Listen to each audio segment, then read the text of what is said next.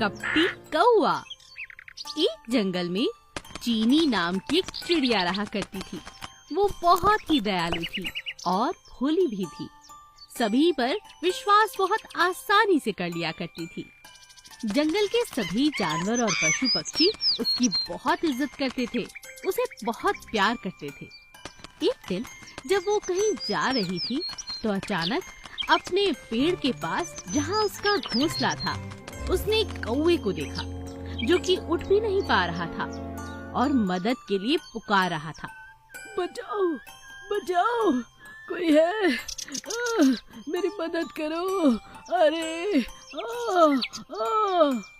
चीनी चिड़िया ने जमीन पर पड़े कौवे की मदद की सोची और वो उसे उठाकर अपने पेड़ पर ले गई और कौवे से पूछा, कौवे भाई, क्या हुआ है तुम्हें? मैं पानी की तलाश में जा रहा था, लेकिन अचानक एक बाज ने मुझ पर हमला कर दिया और मैं ऊपर से नीचे गिर पड़ा। कौवे की बात सुनकर चिड़िया ने कहा, कोई बात नहीं कौवे भैया, ये लो पानी पियो। जब तक तुम चाहो यहाँ रह सकते हो, यहाँ आराम करो, ठीक होने के बाद जा सकते हो। चीनी की बात सुनकर कौवे ने कहा, मैं ठीक होते ही यहाँ से चला जाऊंगा।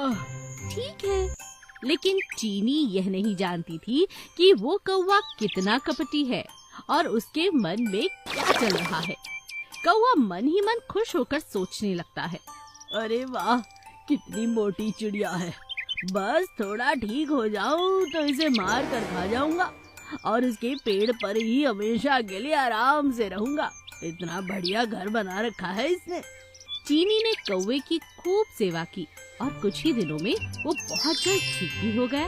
एक दिन जब वो दोनों मिलकर बाहर घूमने के लिए जा रहे थे, उन्हें रास्ते में चीनी का एक दोस्त भोलू बंदर मिल जाता है, जो कौवे को देखकर चीनी से कहता है, अरे अरे चीनी, जरा इधर आना, मेरी बात सुनो। क्या है?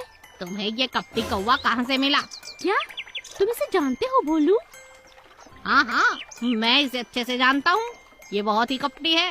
पिछले साल ही इसने मेरे पास के जंगल वाले पेड़ में एक कबूतर के अंडों को खा लिया था और जानती हो, उसे भी दोस्त बनाकर ही रहता था।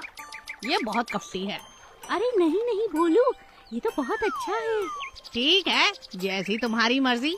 चीनी और कौवा वहाँ से चले जाते हैं, लेकिन भोलू जानता था कि चीनी बहुत भोली है और उसकी दोस्त है, तो उसकी जान को खतरे में न डालते हुए वो उसका पीछा करता है।